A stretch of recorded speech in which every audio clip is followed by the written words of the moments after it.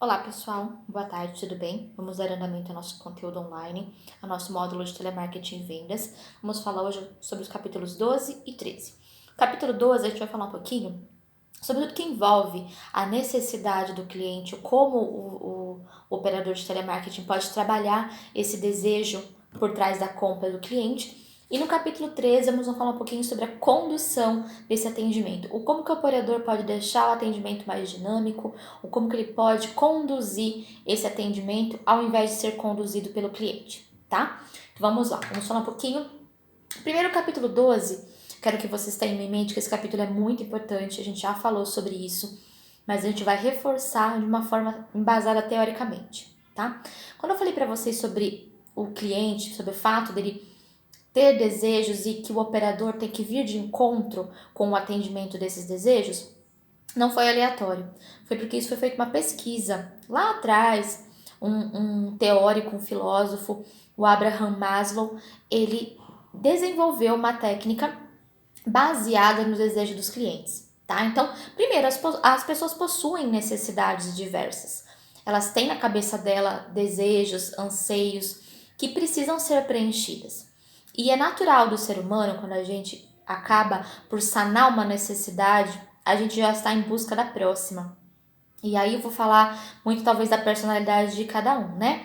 Quem nunca acabou de comprar alguma coisa e já tá buscando outra, ou então já viu outra coisa para comprar. Então, as pessoas são motivadas pelo desejo, pela obtenção das suas necessidades, sejam elas psicológicas, sejam físicas, seja de autorrealização. A gente vai entender um pouquinho o que o Abraham Maslow fez para entender sobre essa teoria que hoje é utilizada pelos profissionais tanto da área de atendimento ao cliente como a área de marketing, a área de desenvolvimento de produtos, também segue essa pirâmide que eu vou apresentar para vocês. Tá? Então, o conceito da hierarquia das necessidades, ela foi criada pelo Abraham Maslow e ele identificou a hierarquia de 5 níveis de necessidades. Então, o ser humano possui 5 níveis de necessidades que precisam ser sanadas e organizadas de forma que a gente busca sempre satisfazer a primeira e depois ir em busca das próximas, tá? Então vocês vão analisar essa pirâmide que eu apresentei para vocês aqui, da base para o topo. Por quê? Porque a base é maior, é aonde a gente se prende mais tempo, é aonde a gente passa mais tempo da nossa rotina tentando sanar aquelas necessidades. Então, por exemplo, aqui na pirâmide, na base, a gente tem todas as nossas necessidades fisiológicas, necessidades do nosso corpo, onde a gente realmente precisa respirar, comer, beber, né? Ir ao banheiro. Então, a gente precisa dessas necessidades fisiológicas e o nosso corpo está a todo momento se baseando nessas necessidades fisiológicas. Só que depois que a gente já obteve as necessidades fisiológicas, a gente tem um tempo de sobra aí para pensar nas próximas necessidades, que são as que provavelmente a área de marketing vai atender, que é a área da segurança, o relacionamento, a autoestima, realização pessoal, tá? Então, o que a área de vendas precisa trabalhar? Primeiro, de acordo com o produto que você trabalha, você precisa identificar em qual dessas áreas você vai atingir o seu cliente. E é através da obtenção dessa realização, desse desejo, dessa necessidade, que você vai trabalhar a sua venda, tá? Então, as pessoas têm desejos fisiológicos, têm desejo de segurança, de manter o seu emprego, de moralidade, da família, de saúde, de propriedade, que é de obter alguma coisa lá na segurança. No amor e no relacionamento, elas querem se dar bem com seus amigos, com seus familiares. Na autoestima, elas querem ter uma autoestima elevada. Então, se você vende algum produto, por exemplo, que possa melhorar a autoestima, você pode trabalhar isso como sendo um apelo na hora da venda. Ela quer ter confiança no que ela consome. Ela quer conquista. Então, quem vende, por exemplo, casas, não vendem só imóveis, vende uma conquista. Quem vende um veículo, por exemplo, não vende só um automóvel que vai levar a pessoa de um ponto A ao ponto B. Vende autoestima, vende realização pessoal. Tem pessoas que têm o sonho, a realização de ter um carro, uma casa, fazer uma viagem. Então, dependendo do que você vende, você não vai vender só o produto. Você vai vender a satisfação de uma dessas necessidades.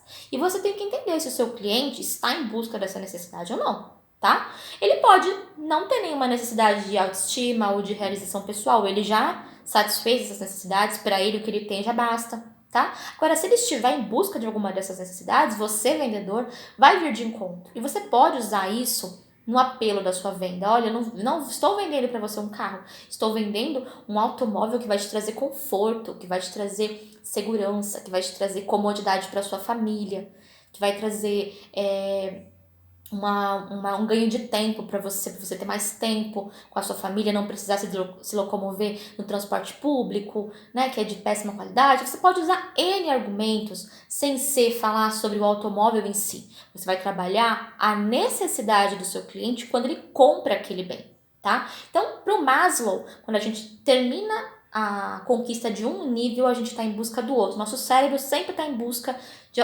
obter algum desses níveis da hierarquia de Maslow, tá? Então, a área de vendas trabalha muito essa pirâmide, tá? Quem faz coaching de vendas, quem faz apresentação de vendas, trabalha muito essa pirâmide para desvendar os diversos tipos de cliente, tá? Por quê? Os diversos tipos de cliente, a satisfação do seu cliente vai estar ligada a ele atingir uma dessas necessidades. Já falei isso pra vocês, ninguém vai comer alguma coisa porque tá com fome, somente porque está com fome. Ninguém vai a um fast food porque está com fome. Vai porque quer comer algo diferente, algo gostoso, algo rápido de ser feito, o ambiente agradável. Você vai envolver a sensação que o seu consumidor quer ao adquirir aquele produto, tá? E toda vez que o cliente entrar em contato com você em alguma chamada, ou você falar com o cliente, você vai ter que conduzir a chamada de certa forma que no final ele desliga a chamada tendo certeza que ele fez a melhor compra, que ele adquiriu o melhor produto, o melhor serviço, que ele fez sim a melhor escolha falando com você naquele momento para a obtenção daquele produto, tá? O que as pessoas procuram? O que elas querem ter? Elas procuram poupar tempo, dinheiro, preocupação, risco. Elas querem ser criativas, reconhecidas, influentes, né? No meio da sociedade, você quer ter influência porque você tem um bem ou um produto que outras pessoas não tenham. Elas querem ter popularidade. Aí os mais novos com certeza vão saber, querem ser populares, querem ter aquele produto que ninguém tem. Querem autoconfiança de que o produto é bom, que é garantido, que é bom o produto. Querem ter mais tempo com a família, querem ter uma melhor aparência quando eles compram ou consomem um produto, querem ter prestígio, conforto. Todas essas palavras que eu falei para vocês, o vendedor vai utilizar para reforçar o que o cliente dele busca. Ele busca poupar, ele busca ser, ele busca ter. O que ele busca? E através dessas palavras ele pode ir reforçando na cabeça do cliente que o que ele está comprando está vindo de encontro com a necessidade dele, tá? Outras pessoas procuram obter promoção, diversão, elogio, personalidade. Basta você, como vendedor ou como operador de telemarketing ou com atendimento ao público, saber o que o seu cliente quer para poder agir em cima disso, tá? Então, primeiro, que toda busca de cadastro que é feita para um telemarketing ativo, que a gente está falando aqui de telemarketing ativo, né? Já é um cadastro que é filtrado. Então, muito provavelmente, o cadastro já foi feito uma pré-análise, são pessoas que já têm o poder aquisitivo para consumir o seu produto, são pessoas que se interessariam pelo seu produto porque ou estão numa base de dados que já foi comprada especificamente para aquela ação de marketing. Então, em tese, aquelas pessoas já estão dispostas a consumir o seu produto. Você só precisa identificar qual é o contato que você vai ter com esse cliente, ou como que você vai gerar uma ponte entre você e o cliente de confiança, uma ponte de que ele está realmente comprando a coisa certa, de que ele está obtendo o que ele procura na compra daquele produto, tá? Então, a qualidade no atendimento, que é cada vez mais valorizada pelas empresas, ela é feita através da criação de imagem. A gente já falou que o cliente, como ele fala com o operador, ele não conhece o atendente com quem ele está falando, ele cria uma imagem através da voz, cria uma imagem através da condução da chamada. Então, através de 3 características fundamentais que nós, clientes, vamos nos conectar com a pessoa que estiver falando do outro lado. Primeiro, com a atitude do profissional. Então, por isso que eu falei que o profissional tem que ser correto, tem que ser educado, não pode ser insistente, não pode ser chato. Na maneira de se comunicar, o como ele vai se comunicar, se ele vai ser educado, se ele vai saber chegar nesse cliente, no tipo da voz, na linguagem que ele vai utilizar, em tudo que ele vai fazer para se aproximar desse cliente, para conhecer esse cliente que ele não conhece ainda, né? Ele está na base de dados dele, foi pré-selecionado, mas ele não conhece esse cliente. Então, ele precisa se conectar com esse cliente. Para poder fazer isso, o operador precisa conhecer a fundo e vai através da chamada, conhecer esse cliente através da condução da chamada. Então, primeiro, para ter uma boa qualidade no atendimento, o operador precisa ser objetivo, claro, cortês, correto. A gente já falou isso, são características da personalidade, características básicas do operador que ele precisa ter para ser um bom operador. A gente falou, características básicas são aquelas que são inerentes à pessoa, são dela. Características técnicas são aquelas que ele precisa trabalhar, que ele precisa desenvolver ao longo da carreira dele de operador. Agora, essas que eu falei, objetividade, clareza, educação, não precisa ser desenvolvida, cada um nasce com a sua, né? Ou você tem perfil ou você não tem. Já que o operador precisa, através dessas características, transmitir uma atitude séria, honesta, entusiasta, que é aquele sorriso na voz, aquela entonação na voz de quem está confiante no seu produto, está confiante com a sua venda, orientada para sempre solucionar os problemas do cliente, se for aí uma central de atendimento e não uma central de vendas, tá? Então o operador precisa se focar nas qualidades dele, inerentes a ele, para se conduzir a chamada e para transmitir essa informação para o cliente da forma mais correta possível.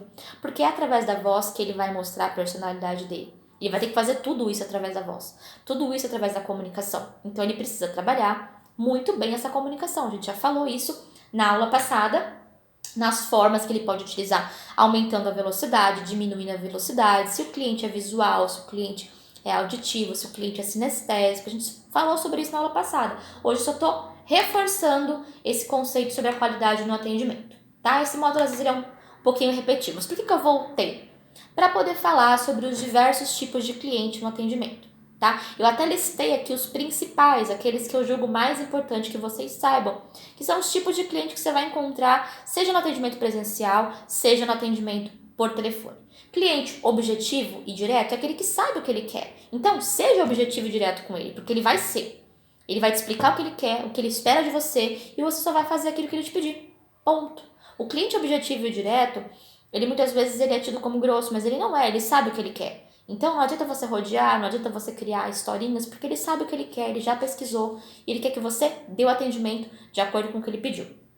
Cliente inseguro, confuso, esse é o pior cliente, porque ele não sabe o que ele quer, ele não sabe o que ele busca, ele não sabe o que esperar de você. Então, para esse tipo de cliente, você primeiro tem que ser compreensivo, passar confiança, passar segurança, para que ele possa sair dessa insegurança, dessa confusão que ele tá, ele não sabe o que ele quer, o que ele deseja, tá? Para ele organizar melhor as ideias na cabeça dele.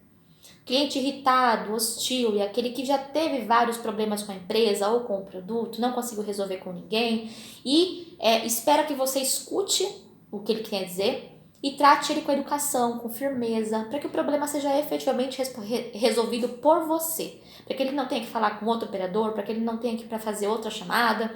Então, cliente hostil, o irritado, é o cliente que você tem que ter um pouco mais de cautela, porque muitas vezes ele já se indispôs com outros operadores. Cliente cínico, esse cliente é aquele que você vai ligar para fazer a venda, ele vai ser cínico, ele vai falar sobre assuntos que não tem nada a ver, vai te jogar perguntas que às vezes você vai ficar meio assim para responder, meio capciosa, né? Perguntas de duplo sentido. O cinismo é muito difícil de você tratar, às vezes você tem que ir indo com boa vontade e não entrando no jogo desse cliente, porque às vezes o que ele quer é que você caia em contradição, tá? Se foque no seu bom atendimento. Cliente paquerador, para quem é mulher, ou a mulher para o homem, tá? Não tô dizendo que só a mulher que vai receber cantada. Mulheres também podem passar cantadas para operadores, né? Então, como tratar isso? Saindo ao máximo, né? Sendo mais profissional, mostrando que você tá ali para ser profissional e não para levar uma relação fora do atendimento telefônico, tá? Eu já trabalhei com call center, às vezes as pessoas são meio, né, loucas e se encantam com a voz, acham a voz bonita, começam a elogiar. Você não pode realmente entrar na paquera do cliente ou do atendente. Você realmente tem que ser o mais profissional possível, tá? Não que atendente não venha passar cantada em cliente, porque eu já, mesmo trabalhando em call center, já vi acontecer. Totalmente antiético, totalmente antiprofissional, não façam, tá? Até porque todas as chamadas são gravadas, tudo é auditado posteriormente, você pode vir a receber um processo trabalhista por conta disso, tá? Então não faça. Nem o cliente pode passar cantada para o operador, nem o operador para o cliente, tá? Seja homem ou mulher, tanto faz. Chantagista, tem muito cliente que fica ameaçando o operador, né? Esse tipo de ameaça não pode acontecer. Primeiro que toda ligação é gravada, então a própria empresa pode utilizar isso contra o cliente, acionando ele juridicamente, tá? E você tem que informar isso a todo momento, senhor. Você não pode me ameaçar, não pode me coagir, porque eu tô aqui só prestando um serviço. Lembra que a gente tá falando agora de central de atendimento e central de vendas. Então, às vezes o cliente está tão irritado com o produto, com o serviço, com a empresa, que desconta no operador, que coitado, não tem nada a ver com isso, né? Então, o cliente chantagista tem que saber que ele está sendo gravado, tem que saber que pode ser utilizado contra ele qualquer tipo de chantagem que for efetuado. Cliente mal educado e grosseiro tem que responder na outra moeda, sendo educado, sendo firme, mostrando que você está ali profissionalmente para trabalhar para ele, com ele, em benefício dele, tá?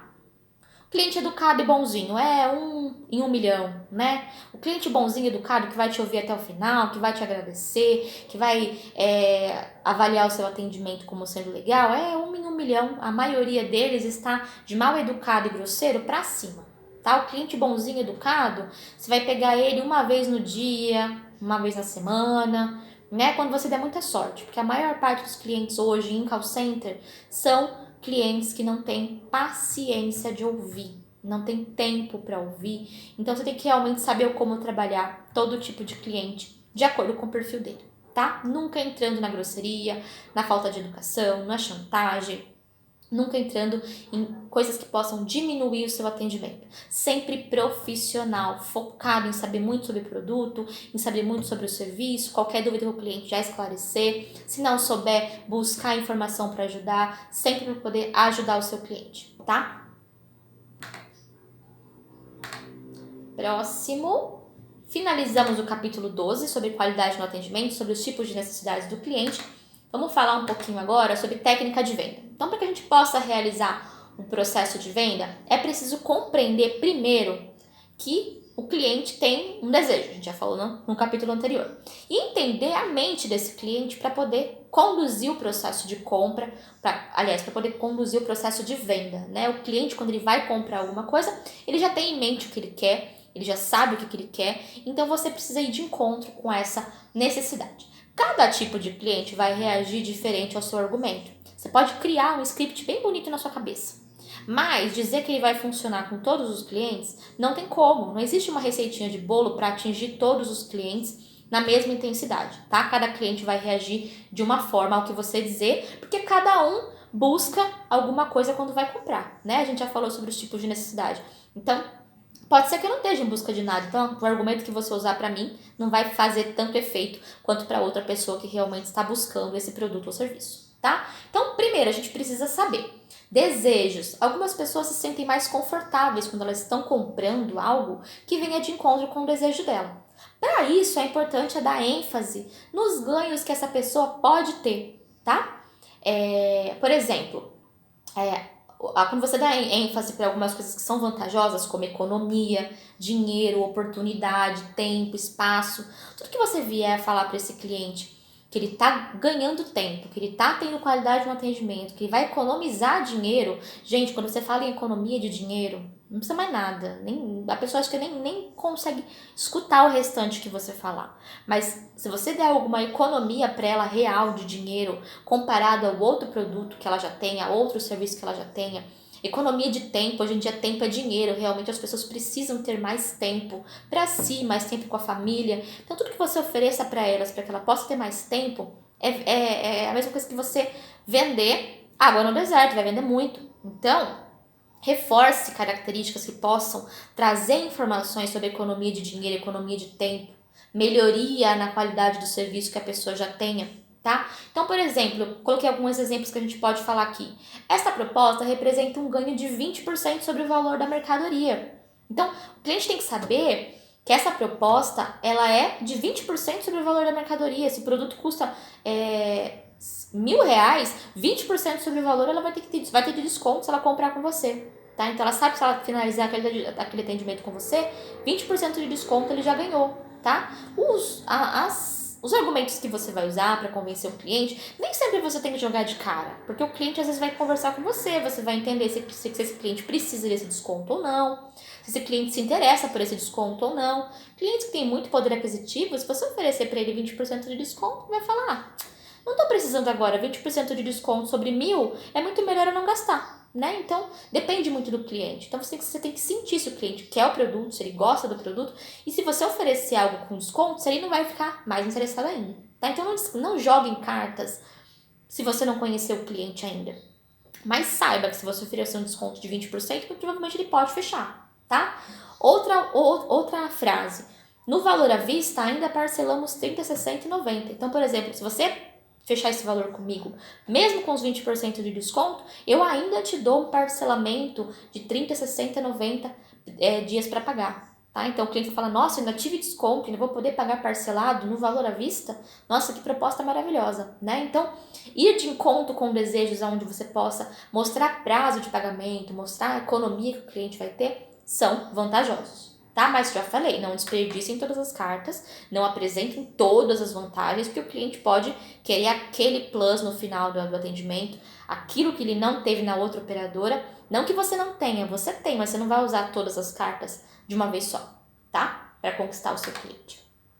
Medo. As pessoas têm medo de perder algo que elas já tenham ou algo que elas estão prestes a ganhar. Então, por exemplo, se você falar para o cliente assim, essa promoção é só para essa chamada, tem vezes que a promoção é só para aquela chamada mesmo. Tem vezes que o operador está falando isso só para ganhar o cliente. Mas você sabe, se você fechar comigo, hoje, além dos 20% de desconto do parcelamento, eu ainda te mando um brinde, eu ainda te mando um mês grátis de alguma coisa. Geralmente as empresas têm disponibilidade de passar para o operador tudo que ele tem de ferramenta, né? Ou só restam 2 unidades, se eu não fechar agora, num próximo atendimento pode ser que não tenha mais esse produto disponível em estoque, né? Liquidação de 50% somente hoje. Você pode oferecer para o cliente informações que ele pense. Se eu for para casa para pensar, ou se eu for conversar com a minha mulher para pensar, se eu voltar para ligar de volta, eu não vou ter o produto. Então é melhor eu fechar agora, é melhor eu decidir agora. Você força o cliente a decidir a compra naquele momento. Ou ele quer ou ele não quer. Tá? Ele não vai pensar, ele não vai conversar com ninguém, nem com a mulher, nem com o marido, nem com o papagaio, nem com o cachorro, nem com ninguém. Ele vai fechar com você naquele momento, tá? Lembra que se ele for pensar e retornar, ele até pode comprar com a empresa, mas não vai comprar com você. Você não efetivou a venda, você não ganhou comissão daquela venda, tá? Argumentos. Argumento é tudo que você usa para fazer com que o cliente venha finalizar a compra, para que ele venha decidir efetivar a compra, tá? Bons argumentos são aqueles que reforçam benefícios, que reforçam características do produto, que falem sobre o produto, tá? Que tragam um apelo emocional e que motivam o cliente, tá? Então, bons argumentos precisam ser usados a todo momento. Por exemplo, quando você trabalha com alguma tecnologia muito famosa, de algum país muito famoso, ou então se o seu produto é diferenciado porque tem algum tipo de tecnologia, mostre que essa tecnologia é famosa. Por exemplo, televisão de tecnologia japonesa, carro de tecnologia japonesa. Te passa uma certa segurança, porque você sabe que aquele produto é confiável. Japoneses são criteriosos com o que compram, portanto, tudo que eles produzem é de qualidade, tá? Então, né? Se você vai pensar assim, se um carro foi produzido de uma tecnologia japonesa, Honda, Hyundai, geralmente ele tem aí 5, 10, 15 anos de garantia. Oferecer garantia para o cliente é muito bom, porque ele sabe que ele compra, ele conta com uma garantia de um produto que é bom, tá? Então, argumentos é reforçar a imagem do produto, oferecendo características sobre esse produto, os benefícios que o cliente pode ter com aquelas características, tá? Então, sempre os argumentos vão ser utilizados para convencer o cliente da compra dele, tá? O que mais? O poder da palavra. É muito importante essa parte aqui na aula de vocês. Além de falar sobre os argumentos, é importante que o operador saiba que os bons operadores, eles não mantêm o cliente preso somente com o diálogo. Ele mantém a atenção do cliente trabalhando perguntas. Tem uma pesquisa na apostila de vocês que fala sobre isso. O cliente, ele não se prende muito tempo numa conversa fiada. Você tem que estimular esse cliente a te ouvir, estimular esse cliente para poder sempre estar ativo na conversa. Se você só apresenta o diálogo, ele se distrai, ele vai começar a pensar na lista de compras que ele tem que fazer, no mercado que ele vai fazer mais tarde, na janta que ela tem que fazer, mas ela não vai se focar na conversa. Agora, se você pergunta, você estimula o cérebro da pessoa a pensar. Então, os bons operadores conduzem através de perguntas, mantém o diálogo ativo através de perguntas, tá? Então, conduza a sua chamada através de perguntas, porque aí você, operador, se mantém na condução do atendimento e não o cliente, tá? Se o cliente pergunta muito e você tem que responder, ele está no comando, você é passivo. Se você pergunta, estabelece perguntas que tenham que ter respostas e interação, você conduz o atendimento e não o cliente. Evite utilizar perguntas que tenham respostas negativas, tá? Tentem fazer perguntas que tenham respostas afirmativas. A partícula não, ela tem um peso muito grande. Quando você coloca ela numa pergunta, você, de certa forma, está dando a opção do cliente falar sim ou não, tá? Então, cuidado com perguntas que tenham a partícula não. Então, como que a gente pode trabalhar isso? Primeiro, inicie o atendimento fazendo perguntas abertas. Perguntas abertas são aquelas que te dão respostas mais longas, que extraem do cliente o que ele quer e o que ele busca. Então, nelas você vai ter expressões como que, quando, quanto, porquê, para que, onde, como. Eu coloquei um exemplo aqui. Como podemos atendê-lo melhor? Você está buscando que o cliente diga o que você quer, tá? O quanto você gostaria de obter de benefícios com esse produto. O como que eu posso te ajudar. Então, você está buscando que o cliente fale. Uma pergunta aberta busca um retorno detalhado e aberto do cliente também, tá? Na sequência, você pode mesclar perguntas abertas com perguntas fechadas. As perguntas fechadas são aquelas que são respondidas com sim ou não. São perguntas curtas que você quer uma resposta taxativa. Ou é sim ou é não. Não tem opção, tá? Por quê? Você vai mesclar entre aquilo que você quer que o cliente te diga muito e aquilo que o cliente tem que dizer pouco, só para você ter noção de como está o atendimento. Mas não se mantenha muito nas perguntas fechadas, senão parece um interrogatório. As pessoas não gostam de ser colocadas contra a parede, questionadas sobre os seus sentimentos, sobre as suas necessidades, elas não gostam. Então tente mesclar para ficar sutil, perguntas abertas e perguntas fechadas. Tá? Por exemplo, qual a cor que você deseja? Vermelho ou azul? Vai ser o vermelho ou azul. Se eu oferecer um parcelamento para o senhor ficar bom essa compra, ele vai dizer sim ou não. Tá? Então, perguntas fechadas são aquelas que vão te dar indícios se o cliente está aceitando bem ou não o que você está perguntando nas perguntas abertas, tá? Perguntas de ação. As perguntas de ação são aquelas que fazem o diálogo caminhar para o fechamento, tá? Então, tem que tomar cuidado para não usar elas muito antecipadamente. Mas quando você perceber que o cliente já despertou interesse, que você já sabe bastante sobre o cliente, nas perguntas abertas e fechadas você já conseguiu sentir o seu cliente, você pode já conduzir para as perguntas de ação. Como, por exemplo, quer que eu verifique o prazo do financiamento? O que precisamos para finalizar a compra? Então, aí você já está finalizando, já está indo em busca daquela resposta final de sim, pode verificar o financiamento, ou sim, pode mandar o boleto para o meu e-mail, ou não, eu não quero um financiamento, eu prefiro pagar à vista, ou não, eu não quero finalizar a compra, eu não tenho interesse. Tá? O cliente pode dar uma negativa nesse momento, que é para você entender que talvez ou você trabalhe um pouco mais na insistência, a argumentação, ou não, ou você, ok, senhor, eu entendi que o senhor não tem desejo nesse momento, voltamos a entrar em contato numa próxima oportunidade, tá? Cuidado então para não iniciar muito cedo as perguntas de ação, porque o cliente pode se irritar ou pode não ser o momento certo para você utilizá-las, tá? Na apostila, na página 101, vocês vão ver um pouquinho mais sobre essas técnicas de pergunta, tá? Para a gente não se estender muito, porque esse capítulo é bem longo. Amarração, tá? Como você faz para amarrar esses tipos de pergunta aberta, fechada, pergunta de ação, pergunta suave, que também é um outro tipo de pergunta mais amena do que a pergunta de ação, mas também não é tão detalhada quanto a pergunta aberta, tá? São perguntas que tratam mais a emoção do cliente, o como fazer a amarração, que é a junção de tudo que você já conversou com esse cliente, e para a transição, que talvez já é o momento que você entendeu o desejo do cliente, e para o momento da pergunta de ação, do fechamento.